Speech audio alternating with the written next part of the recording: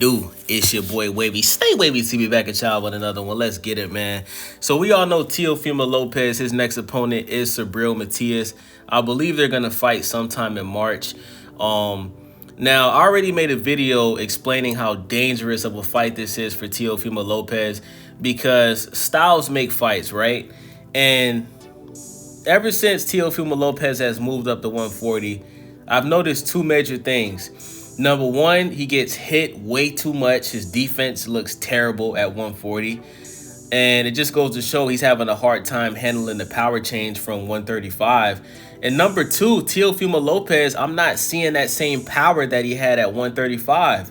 You understand what I'm saying? I'm not seeing that same Teofimo Lopez that knocked out Richard Comey. I'm not seeing that same Teofimo Lopez that dropped George Kambosos after George Kambosos dropped him, right? It seems like Teofimo Lopez, it seems like he's not a hard puncher at 140, man. You know if I'm tripping in the comment section, but if you've watched Teo's recent fights, even his last fight against Steve Claggett, right? Number one, Teo was getting touched up by Claggett. If you look at his eyes, both of his eyes had big old titties around them. Both of his eyes was almost entirely closed up. You feel me? And he didn't hurt Steve Claggett, right? He didn't drop Steve Claggett. Excuse me. And Teo is just he's just not showing that same punching power.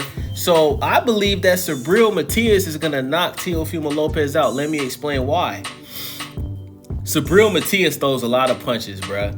He throws a lot of combinations.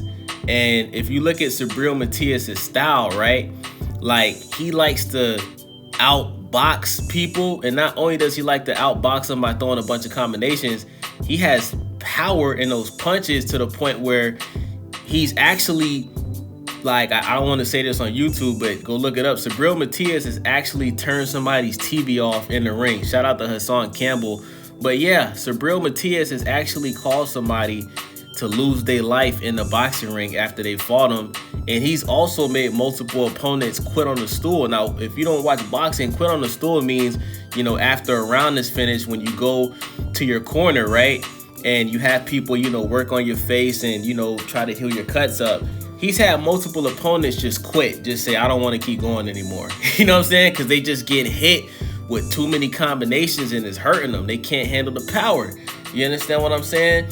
So if Subriel Matias is touching up Teo like that, which is going to happen, right? Because Teofimo Lopez, he is not a good defensive fighter. He's just not. That's just not one of his specialties, right? He's a great fighter.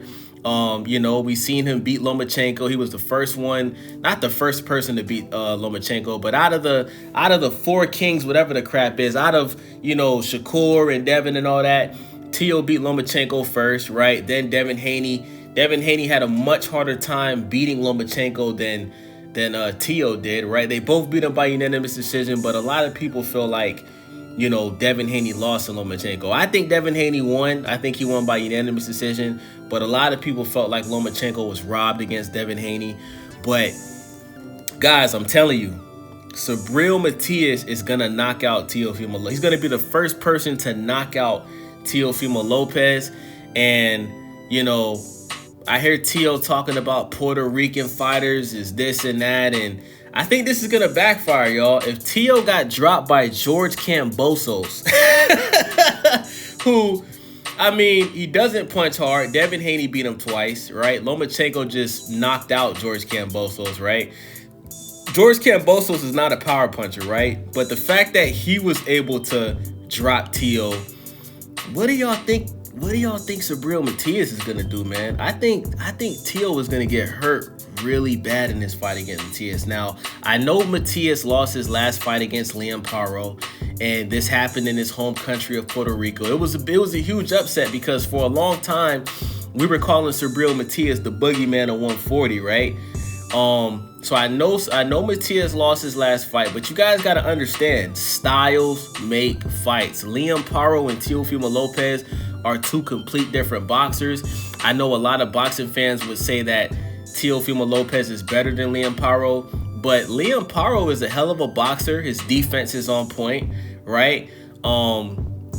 they have two complete different styles. Liam Paro doesn't get hit as much as Teofimo Lopez gets hit. So I just think that Liam Paro's style was too much for Subriel Matias. But, you know, we seen when Liam Paro got in there with Richardson Hitchens, right? Richardson Hitchens got the job done.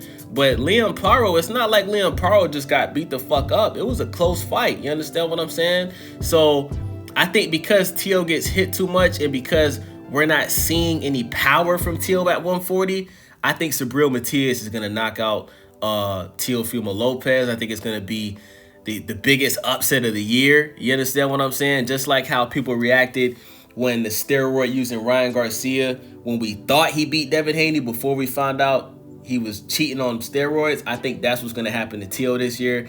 I think Subriel Matias is going to upset Teofimo Lopez and shock the world. And I can't wait to see it, man. So let me know what you guys think. It's your boy Wavy.